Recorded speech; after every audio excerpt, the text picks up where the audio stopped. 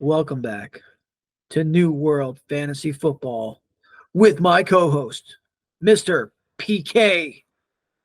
What's up, man? I love that intro. I don't think I've ever received that kind of an intro before. I don't really know what to do about it. But I'm doing good, man. It's been a little while since we caught up and football be footballing. There's just a lot of transactions that we have to get to. Some weird news, some very sad news. Just a lot of things to catch up on, and I think that's why we both agreed to kind of skip ahead to a couple of teams that we think are a little more topical to discuss in these next couple episodes instead of just following the same linear divisional order. And for today, it's the Indy Colts, who I'm Yep, quite excited to talk about. absolutely, man. How are you feeling about that? I feel like I'm happy. I'm happy to talk about them. I've always, I think, liked the Colts through your fandom. I like the city of Indianapolis. Been there one time and thought it was really cool. Was pretty close to Lucas Oil Stadium. I saw it in the distance, and that was cool. But Paul said that football be football, and this weirdo probably be watching the UFL, having a great time. Have you watched any of those games? United Not at Football League. all, man. I think I've mentioned it before. I am very much a seasonal sports fan. Mhm. Like, in order for me to keep my sanity and not just go completely off the rails, every sport has their season, and that's like I'm very like religious about Yeah, that. It's you have like, your seasons. Yeah. yeah, February to July, or more like June, is all basketball for me. After that, I'm starting to ramp up my baseball. Opening day was recently, so I'm obviously following the cards, but I'm not really going to be like watching baseball until like we start getting closer to money season at that point. But And the basketball season has to wind down yep, and close yep, close out and all that. So, yeah. I mean, So that's hey, speaking of basketball, I've been very intrigued by the Iowa females. They've been fun to well, watch. one Iowa female in particular. Miss Caitlin Clark, yeah, Yeah, dude, yeah, I have she's a on crush the on her. it's kind of like there have been great female basketball players before. Like I don't know if I am not a historian of the women's ball game. Like I am not a ball You're knower not going in to that offend regard. any of the no women that listen to this, so you'll be Yeah, all right. I was gonna say like, well, and it's not even like an offended thing. I just don't want to come across like I know more than I do. I will catch some games here and there. Like, I think actually the WNBA product has improved tremendously over the last like 5 to 10 years or so. Like, I don't know if she'll ever be as great as like a Maya Moore or somebody like that, but I don't Sue think Bird, anybody else has captured the popularity like the way yeah, that she has, and just plays the game like in she kind of has a little bit of like Steph Curry to her, where it's like you feel like the danger of her pulling up from anywhere. She's got some attitude. yeah, yeah. Um, She's got a competitive it's been edge fun too, watching that run. for sure, for sure. I never thought I'd be like, oh, I'm actually intrigued by like female women's college basketball, and I am a little bit. So, yeah, my Yankees so far they're 6-1 as of this recording, and won two series, swept Houston, took 2 out of 3 versus the Diamondbacks. So some good teams. Excited about that, but we don't have to talk about all these other sports, man. We're a NFL channel, and the Colts are. I don't want to talk about baseball. The Cardinals are mid. I think they're going to Yeah, be mid again this I year. So think we so. we can we can move on. I'm Yeah. very happy to do that. Well, first things first, I'm going to just take this coffee cup, if you can see it, Yep. and I'm not going to actually pour it out, but I'm going to pretend to pour one out for Mr. Vontae Davis, who unfortunately lost his life about a week ago now. It's tragic. I have no idea what happened. No, nor do Obviously, I. somebody who's 35, a year or two older than me. Uh, it wasn't expected, I'm sure. And it sucks. Like we're gonna talk about the Colts, which was the team he made his name on, right? On top of the fact of being a great player by every account, not that I knew him personally, but he was always in the community. He was doing the right things, respected by his teammates, the outpouring from everybody that ever played with him. Like, I know that, like, in some ways people do that a lot, but for the really memorable, really special people, you can kind of tell that people go out of their way to talk about them and share stories and how he impacted them. So again, no idea what happened. I hope it wasn't anything untoward, but it's just sad, just very sad. Yeah. Anytime anybody passes away, it's sad. And he's a guy who made a lot of fans happy for a long time, and his teammates seem to love him. So sucks. Most importantly, it sucks for his family. Yeah. So yeah. But let's talk about football. The Colts, man. There is more news though. Like outside of, I know that was a very depressing thing to Yes. start the news on. There And we're is. gonna go ahead. Sorry. Yeah. Well, I think that in this off-season format that we're doing, like I know that we want to save the deep dives for when we get into those teams. So like I don't want anybody to be listening and be like, oh well, they just mentioned this. Like, what the fuck does it mean, right? Like, is like like we're going to get into deeper into all this stuff, but I would be remiss to at least not mention in the two, like less than 3 weeks since the last time we spoke, a lot of things have happened. Yeah. Keenan Allen gone. He's in Chicago. Chicago's already doing more to take care of their current quarterback than they took care of Justin Fields. I think that's kind of interesting. Yeah. It's like their current quarterback who's not on their roster. Right, Not exactly. officially. Yeah, well, he's going to be. Tyson Badgett, yeah, they really want to make sure that guy has weapons around him. Yeah, exactly. Tyson Badgett's going to be elite now. Look, I'm not going to bury the lead. The big story of the day, Steph Diggs traded. Yeah. Okay? Yep. And that's a big deal. Like, huge deal. Trying to understand what it is. Like, he's still worth $31 million of dead cap to the Bills. So they saved a lot of actual money with somebody else paying his salary, but contrary to kind of popular belief, they didn't save anything in terms of going out and getting somebody else. So he's going into his age 31 season. He's still an incredibly effective player. I don't think that kind of late season drop off, I don't think is indicative that he just like totally sucks now. But I don't know. I feel like there has to be more to that story of them flipping him for a couple picks and eating that dead cap. Why do you think they traded him? I think it's a few reasons. And just to speak on what you said before, the major decline in his second half last season, it's like, think about it logically.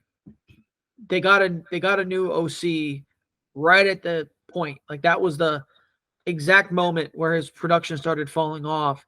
Did he just all of a sudden like get zapped of his powers like the Monstars in Space Jam? Like, no, that didn't happen. It was a whole new system. And then we saw James Cook being much more effective. So it was a different game plan that Stephon Diggs, unfortunately, his production had to be sacrificed for that change in mentality and offensive scheme. So yes, I think Stephon Diggs is still a very good receiver. I guess the question that let me answer the question you asked. I think the reasons are two things. Number one, they decided they're going to sell Stephon Diggs stock before it started to fall. They were fine getting out a little bit early and not squeezing every little, cent out of that stock. And then also, I do feel like he has become a bit of a cancer in that locker room. Um, if you follow his social media stuff and just throughout his career, he has the prototypical diva wide receiver tag on him. And I guess Buffalo just didn't want to deal with it anymore. And we'll see. Buffalo's not done yet. They could be a team that trades for a quarterback, or trades for a receiver. They brought in Curtis Samuel. It's worth mentioning. They brought in Kurt. Yes, absolutely. I think it's actually sleeper pick. Not anymore because I just said it, but yeah, I think he could be a solid snag later in drafts. Dalton Kincaid to the moon. Kincaid probably got the biggest bump as of now. Most likely going to draft somebody in the first round, and they could also trade for somebody else, bring somebody in. There's a lot of evolving things going to happen still in this offseason that's going to the framework of the Bills. So yeah, that was the biggest piece of news for sure. And it'll be interesting. Well, we're going to talk about the Texans soon, so yes, we'll dive deeper obviously into it. we'll dive even further into that. Like, I'm not going to spend too much longer on the Stephon Diggs thing. I know we got to talk about the Colts, but I've been a Stephon Diggs fan, champion, apologist, all of the things. This is the first time where I have to admit, yeah, man, you had to be part of the problem. You had to be the problem. Yeah. This is not a move you make if it's only about football. Why?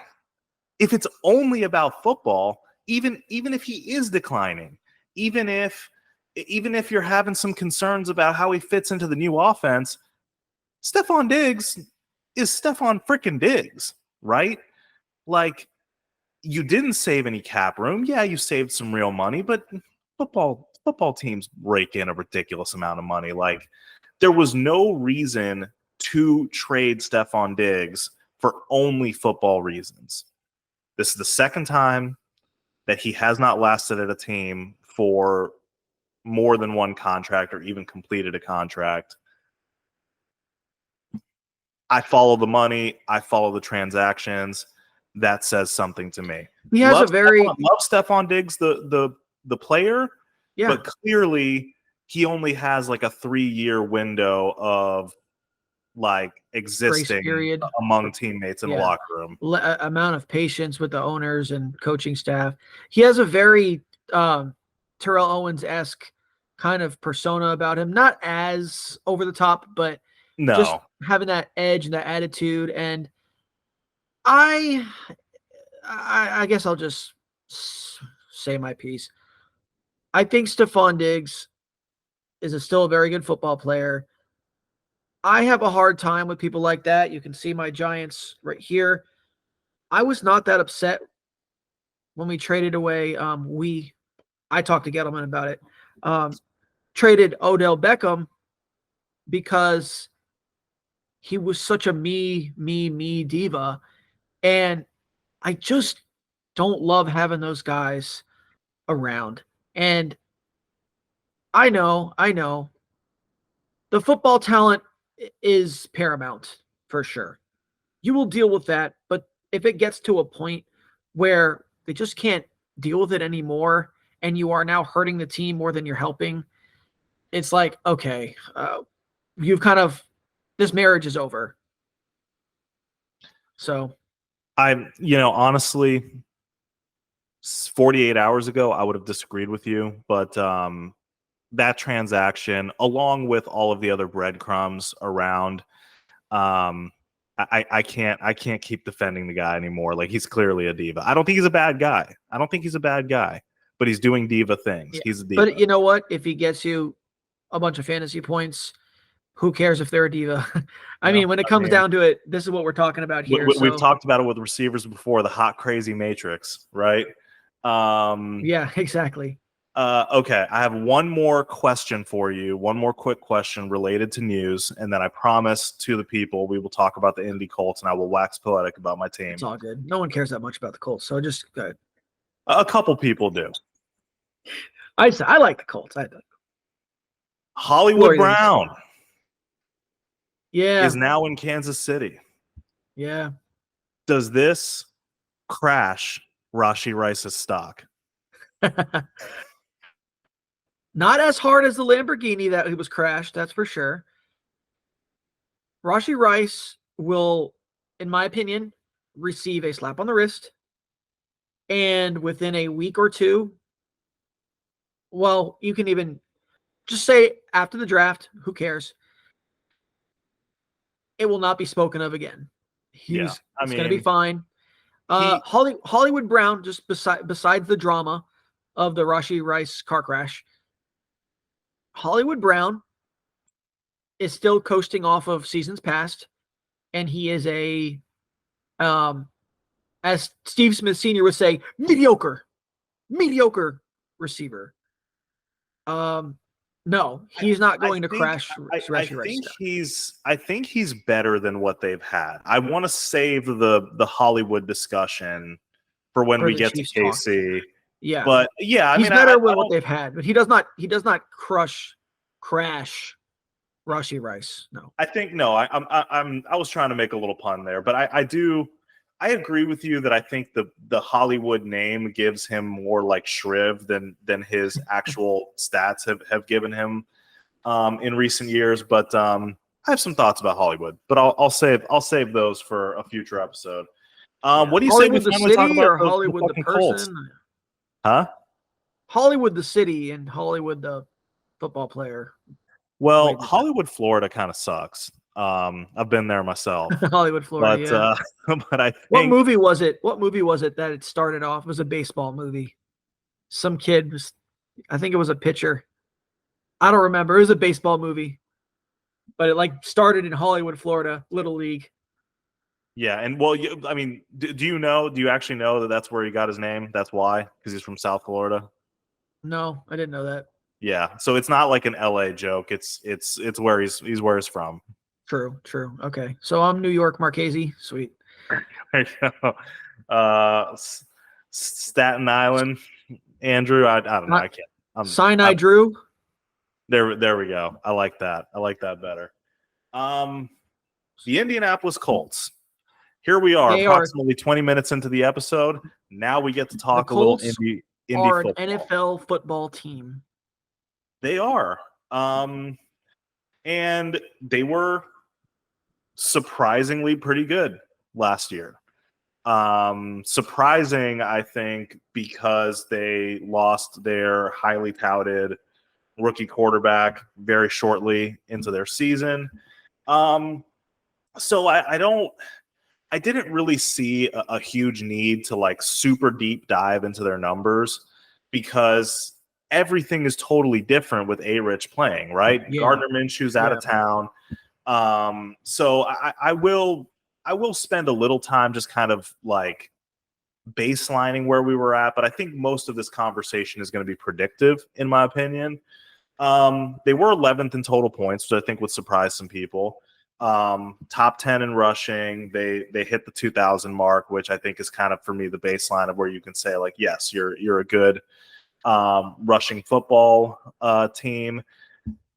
Diving deep into the passing stats, I'm not really going to do. Again, we got a whole new signal caller, kind of regardless of if A-Rich stays healthy or not, because it's old man Joe Flacco is his backup at this point. But one thing that I did highlight and I did look at is they were, for a team that was knocking on the door with the playoffs, they were a really bad third down team. They had the 6th shortest average yards to gain, and they were 26 in red zone or third down conversion rate. So really bad. Maybe having a giant quarterback that can run could potentially help them in that area. Absolutely. Yeah. So go ahead if you still had more numbers to. No. You know what? I'm good. Let's move on to the discussion.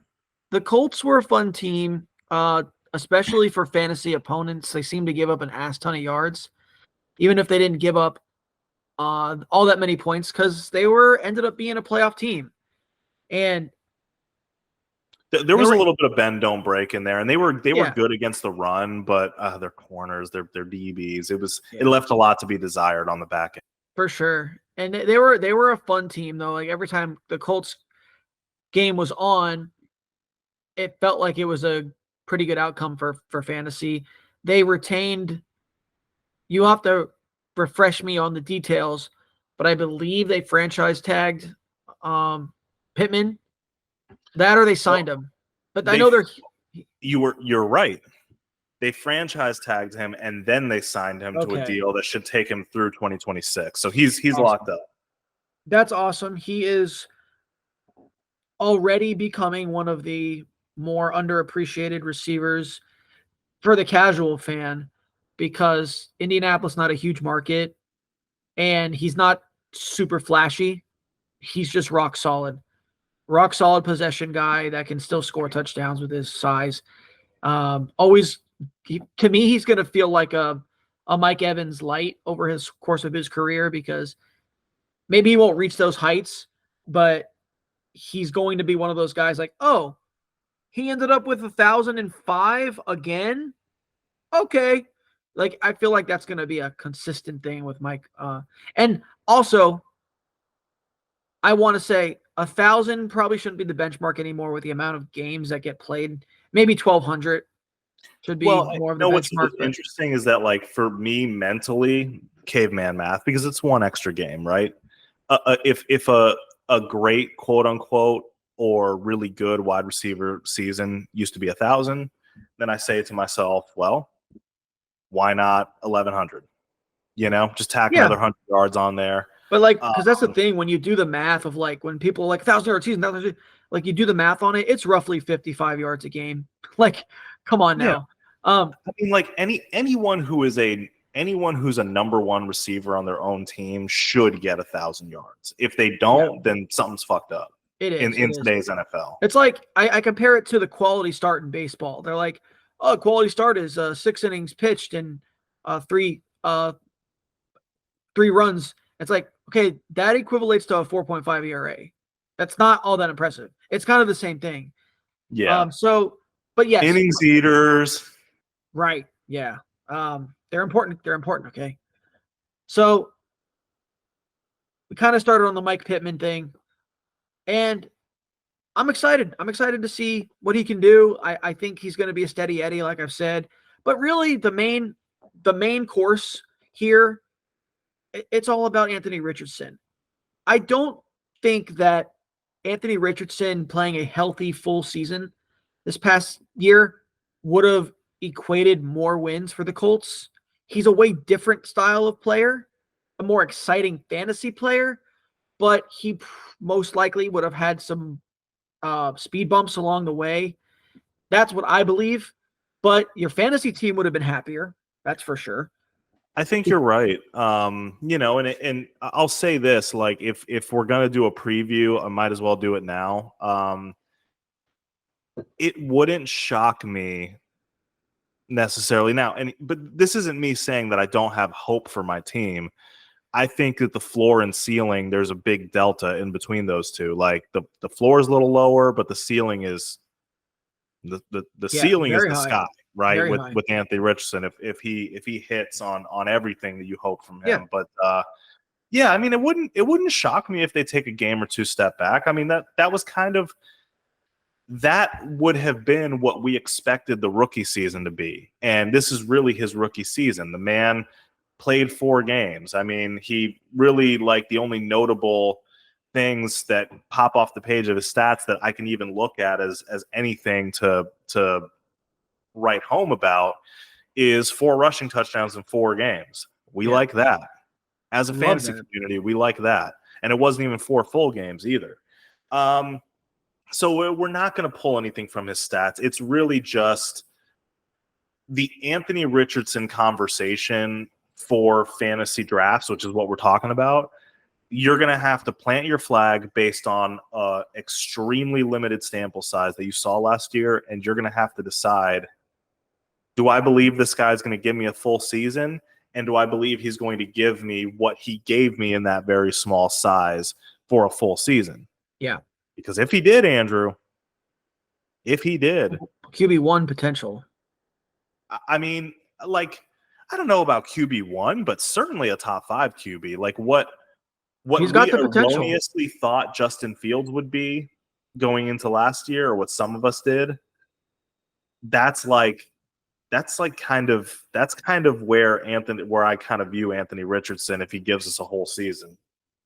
Yeah, I think Anthony Richardson, he has the ceiling to give you that Lamar Jackson, what year was it? 2021, I believe.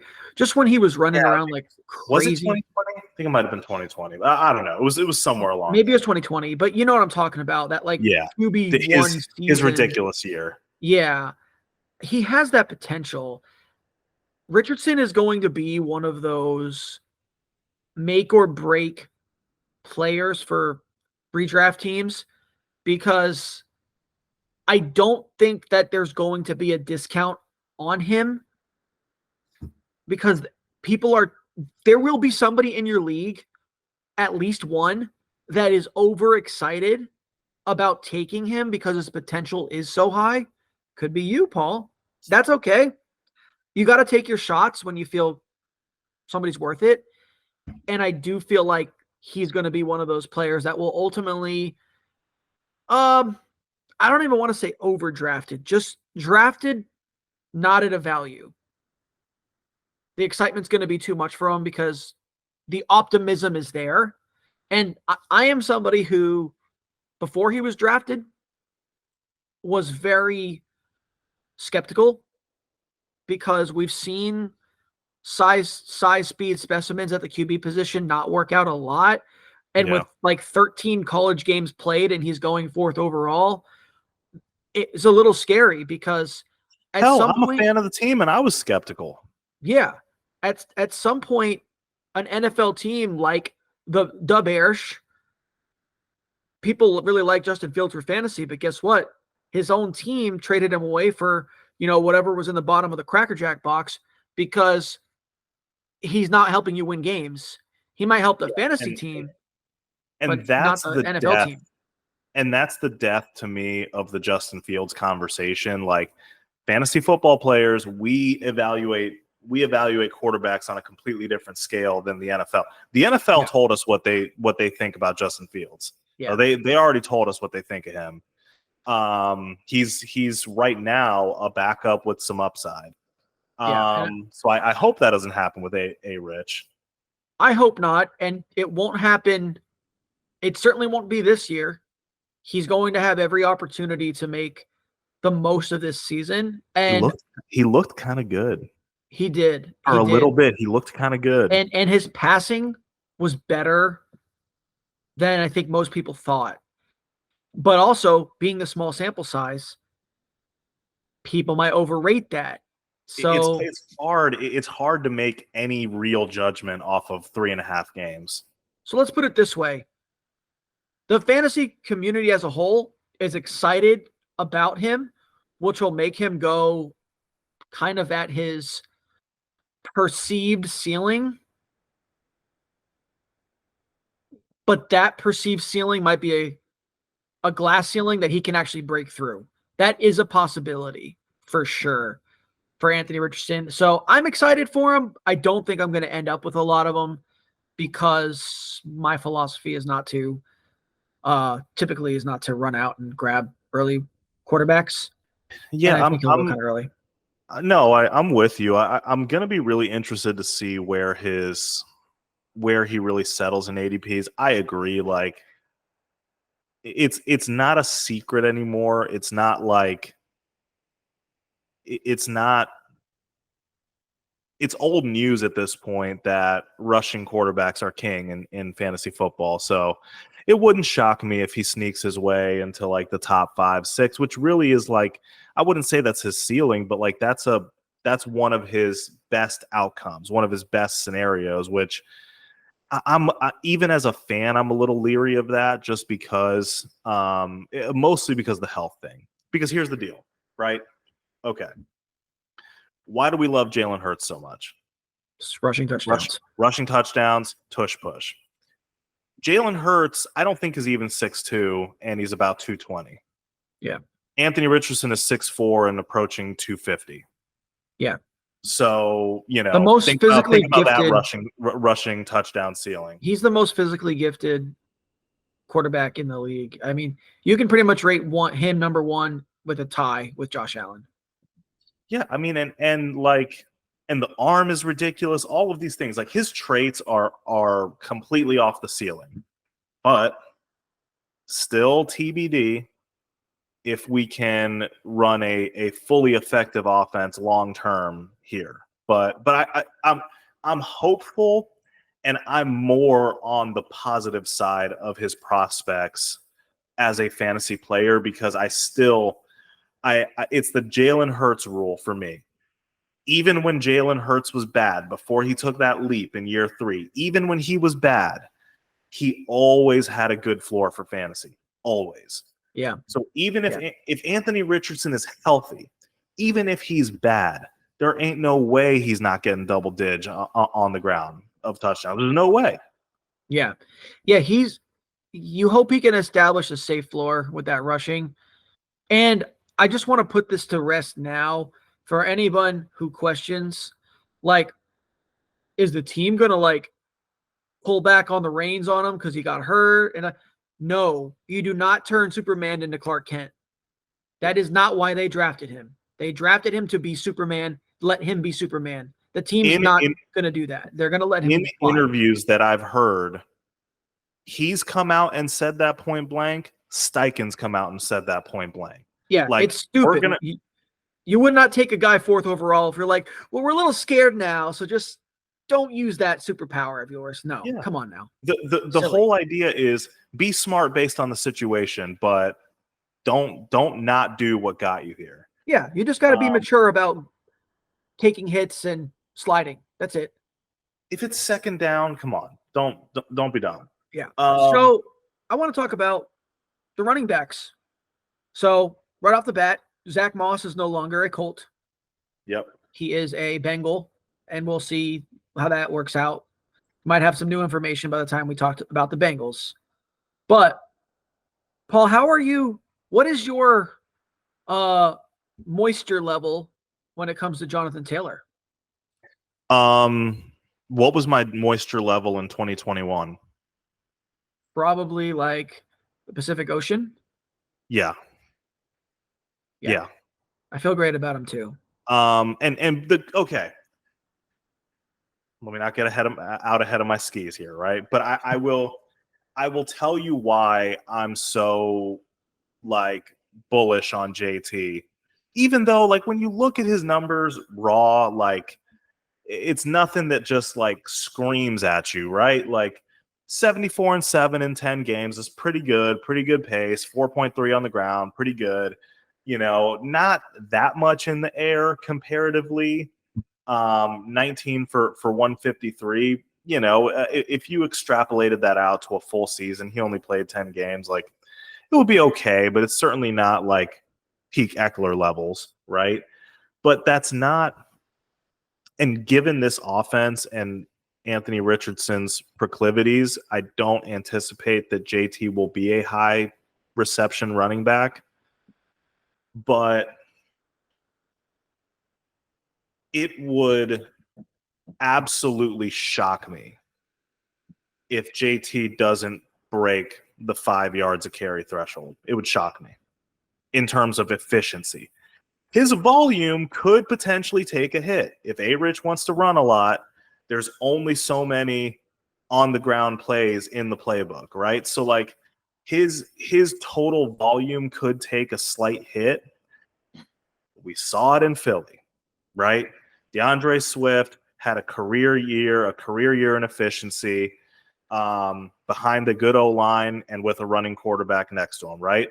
And he's on his third team already. Miles Sanders looked pretty good behind that line next to Jalen Hurts, right? We Alfred had Morris. we had Zach Moss looking pretty good behind that offensive line as well. So like the O-line and the threat of Anthony Richardson's running, JT is going to see boxes and coverages that he hasn't seen in his whole career. So man, I'm not like going crazy like 101 with him, but like don't let him fall to me is all I'm saying. And look, Evan Hall, he's a Come on, sophomore man. player, He's a guy. He's just a guy. the Tyler Goodsons, the Trey Sermons of the world, whatever. It's the JT show. Yeah. He won't get the volume he got in 21, but he might be even more efficient, which is scary. NFL teams need bodies at running back. Obviously the amount of times they get injured is sickening sometimes, but like I feel the same way. And there are certain players, certain running backs that you kind of just have to say, okay, their injury history might be a little scary, but in my opinion, that shouldn't let you, unless it's a major injury that they're recovering from, shouldn't let you stop. That shouldn't stop yourself from taking these players with big upside, because what are you playing for? You're playing to win. So you just hope for your own sake they stay healthy all year, ideally. But if they're going to miss some time, that it's like in the middle of the season and then they're back hitting their stride again when the fantasy playoffs come around. You take a player like that in a situation like his and talent level of Jonathan Taylor. He missed 3 games with injury this past year, but he missed 4 holding out. So I wonder if some fantasy managers will conflate the two and feel like, oh, this guy missed half the season, whatever. Yeah, well, like if he wasn't battling with the drunk of an owner for some whale money, he would have played a normal amount of games for a running back, which is 14 out of 17. Yeah, and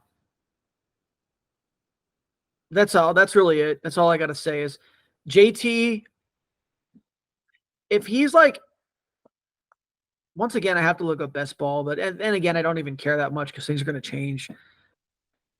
If I had to guess right now, JT is probably going like early to mid second in most redraft leagues. And I want every bit of that. Happy to draft him there. He looked like himself last year. Not the year How before. How old is JT? 25? 24? He's going into his age 26 season. He's gonna be turning 26 near the end of this season. Okay, that's fine. Prime. It's not a problem. So yeah. Who else we want to talk about? Is it worth talking about an Alec Pierce, or is he just kind of done at this point in his career? No, he's not done. I wouldn't. I'm not going to say a guy is done. First of all, on his rookie deal, but secondly, like he wasn't a big part of the game plan. He still has flashed a little bit. I'm not giving up on him as a talent and as a help to the Colts as an NFL team, as a field stretcher, but it's not going to be a crazy high volume passing attack. And Pittman's going to be hoovering up a ton of targets himself, right? So like, no matter what Alec Pierce is or isn't as an NFL talent, unless there's an injury, knock on wood, he's just not going to come into the fantasy zeitgeist very much in normal standard leagues. There is someone that I think is worth talking about in that receiver room, and that's Mr. Josh Downs. Look, you see a totality of a season, 68 for 771. Whoop-de-doo, right? It's not anything to like write home about, but He was a rookie receiver.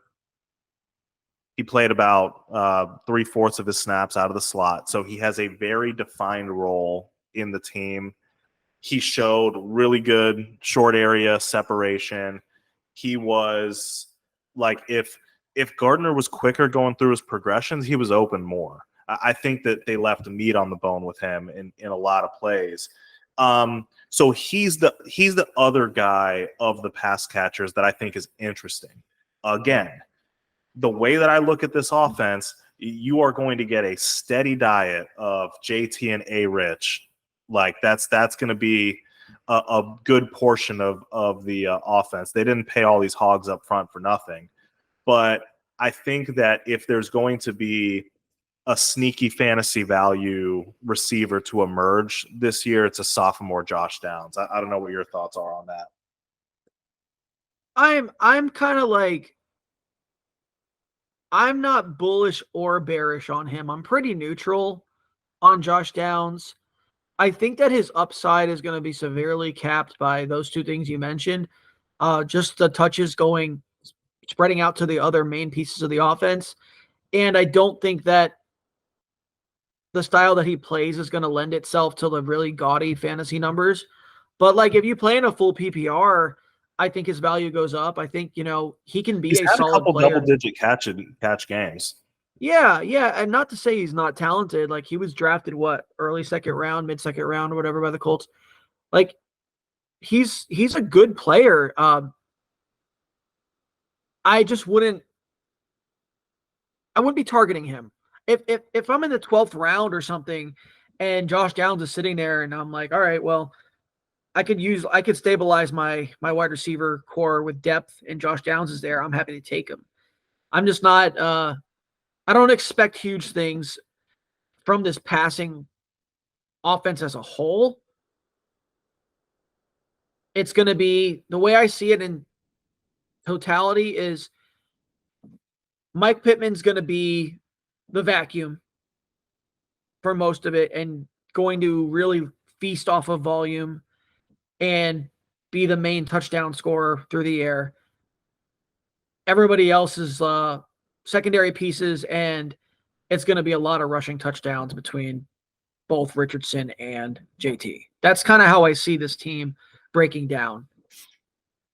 Yeah, absolutely. And I completely agree with that. I mean, I do think that, like you mentioned, Josh Downs, there is some PPR value there. I think that in a lot of fantasy leagues, in reality, particularly deeper leagues like 12 and 14 team leagues, there are times when you will be very glad that you have a steady 8.5 on your bench. It's not sexy. It's not going to make you feel like you're a juggernaut or you're gonna crush anybody. But Josh Downs at his best this year, I do think will be that kind of safety valve. Remember, part of the reason why Pittman got paid, this is something a lot of people don't talk about. He's blocking a lot. He's a willing and gifted blocker. So he does get a lot of volume, but his importance to the offense, I wouldn't say just as much, but is in large part due to what he does in the run game. So I think he's a safety valve. I do think he's a guy that doesn't have a crazy ceiling, but can give you some of that flex play floor. For sure. I think the same thing, especially when bye weeks start coming around and injuries start popping up as they always do. Josh Downs is not a bad player to be stashing on your bench. So, yeah, any tight ends to speak of? Because top of my head, I can't really think of anybody. No, dude. I mean, Jelani Woods is the only guy that's even worth a conversation, but for all of the same reasons why we're not super jazzed up about like a ton of their pass catchers, like he is on the pile of desperation tight ends that could maybe get in the end zone. Sure, That's about it. He there's doesn't a have that kind of role on the team. It's like if you're a South Park fan and you know what I mean by back to the pile, everyone back to the pile. Yes. Those guys are all just middling tight ends in that gigantic pile of men. So sadly, because Jelani Woods, I think, is probably one of the most physically gifted tight ends in the league. He's huge, he's fast. On another team, another system, I think he could be more fantasy relevant. But he yeah, breaks off for some plays and like he gives them a nice dynamic. He's kind of like Mo Alley Cox is just like this gigantic guy that is in on specialty plays for like the odd touchdown. Jelani can break one off. He can. You're never gonna know when. So let's put it this way: You're never gonna know. If you are fishing into the abyss of tight ends in your league late in the draft, he's a guy that has upside, and that's really it. Yeah. So take a shot if you need to. But yeah, give it a couple weeks to see what kind of volume he gets. My guess is probably not a lot. Yeah, I doubt it. I mean, 2-3 targets a game is probably like where he caps out. Anything else on Los Colts? The Colts, let's just to wrap it up, man, just to wrap up the Colts. I like the Colts this season. I think that's going to be a very interesting division. You know, no more King Henry in that division. No more Calvin Ridley. Well, no, he is in the division on that team. That Calvin Ridley's not on the Jags anymore, though. No. Trying to think of moving parts on that in that whole division, but obviously we're going to talk about the Texans very soon. That'll be our next episode. But they're probably the favorites right now. And I think the Colts actually might be second because the Jags are overrated. Yeah, I agree. And you know, I don't think like I'm not on the Trevor is toast train. Like that's not me. I No, think it's not toast. I don't think he's going to reach the heights that people believed that he would reach, but I also think he's a perfectly fine quarterback that has had some moving parts and some suspect pieces around him. But yeah, dude, are the Texans the favorite? Fuck yeah, they are. They honestly, are. without Stephon Diggs, they probably would have been still. So, quick question. Should I put with some very elevator music for about 10 seconds the side-by-side stats with Trevor Lawrence and Daniel Jones on screen now? You know, that's going to trigger one of our listeners, but I do think it'll be funny. So, producer, do what you will. Yeah. All right. I think that pretty much wraps up the Colts of one Indianapolis. So, any final words on your squad there? Nah, man. For the shoe, I love this team. I love how they built it. They've had to stay retooling ever since the Luck fallout. And even though A-Rich is still absolutely a work in progress, and I don't know if he'll be able to be better than CJ Stroud, even as I don't know. CJ is really good. But I think that I trust where they're going with it. I like where they're going with it. I've got their record at, pretty much 9 wins again. I think that's what they're going to hit. But going forward, I like their future, and I haven't always said that. So final question, positive vibes. Final question for you. Give me your Madden-esque trade compensation for them to go up and get Marvin Harrison Jr. for the legacy. Dude, I mean,